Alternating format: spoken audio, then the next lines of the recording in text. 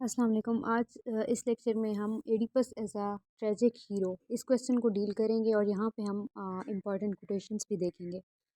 So let's start. Oedipus, the protagonist of Sophocles' ancient Greek tragedy, is widely regarded as a classic example of tragic hero in poetics. Poetics एक book है जो कि लिखी है Aristotle ने।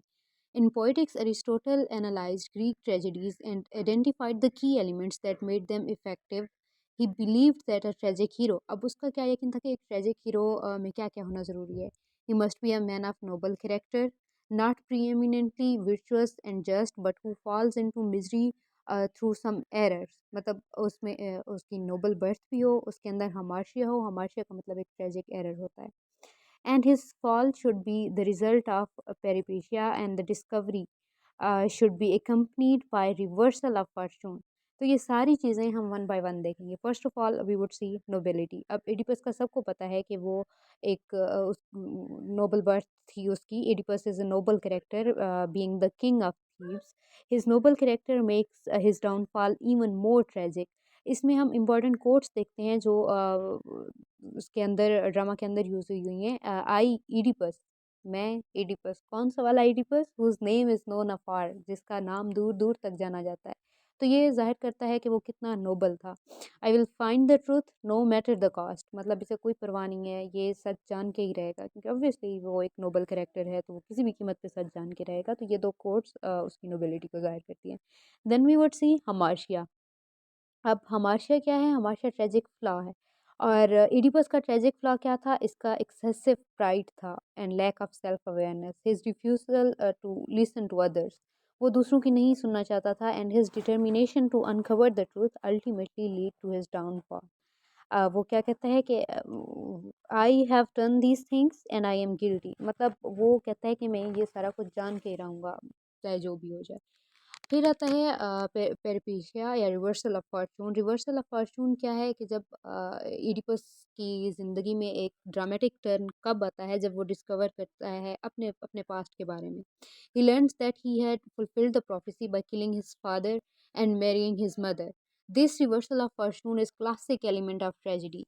तो इसकी जो कोटेशन है जो कि बहुत फेमस है, oh oh all is revealed, I am the slayer of face. अब इसे पता चल गया कि अपने बाप को मैंने ही मारा था, तो वो रिवर्सल ऑफ फॉर्चून का काज बनता है। Then is recognition. रिकॉग्निशन क्या है कि इडिपस को जब ट्रूथ का पता चलता है तो ये चीज़ एक पाइवटल मोमेंट है इस प्ले के अंदर। He realize that he has committed incest. Incest होता है कि अपने पेरेंट्स में से किसी के साथ आप जब सेक्सुअल रिलेशन में आते हैं। Incest and पैट्रिसाइड। पैट्रिसाइड मतलब अपने बाप को कत्ल करना। which leads to his downfall. I have discovered the truth and it is terrible. Obviously, the truth was terrible and we all know this. तो ये रिकॉग्निशन का पॉइंट है जब से पता चलता है और इडिपस खुद कहता है कि I have discovered the truth and it's terrible.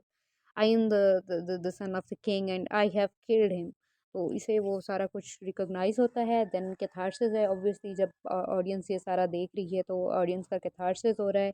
Then है इनोवेटिबिलिटी, मतलब कोरस जो कुछ कहते हैं वो हो के ही रहता है, जो कि हम प्ले में देखते हैं। Then the last one is suffering.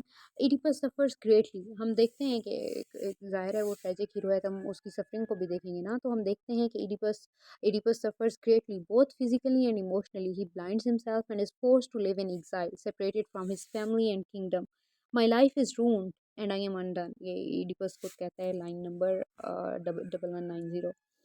तो आखिर पे जो इसका कंक्लूजन है वो मोस्ट मोस्ट इम्पॉर्टेंट पैराग्राफ है। यहाँ पे आपने इसको बहुत गौर से देखना है और नोट करना है, क्योंकि ये क्रक्स है सारे का जो हम पीछे पढ़ रहे हैं। The tragic hero as seen in Oedipus falls due to flaw that sparks a chain of events. मतलब उसका एक ट्रेजिक फ्लॉ होता है जिसके ज़रिए एक मतलब चेन्स ऑफ इवेंट्स होती चली जाती है, और वो क्या करता है? Leading to a dramatic reversal of fortune. As truth comes to light, Oedipus experiences a moment of recognition that evokes feeling of pity and fear in the audience.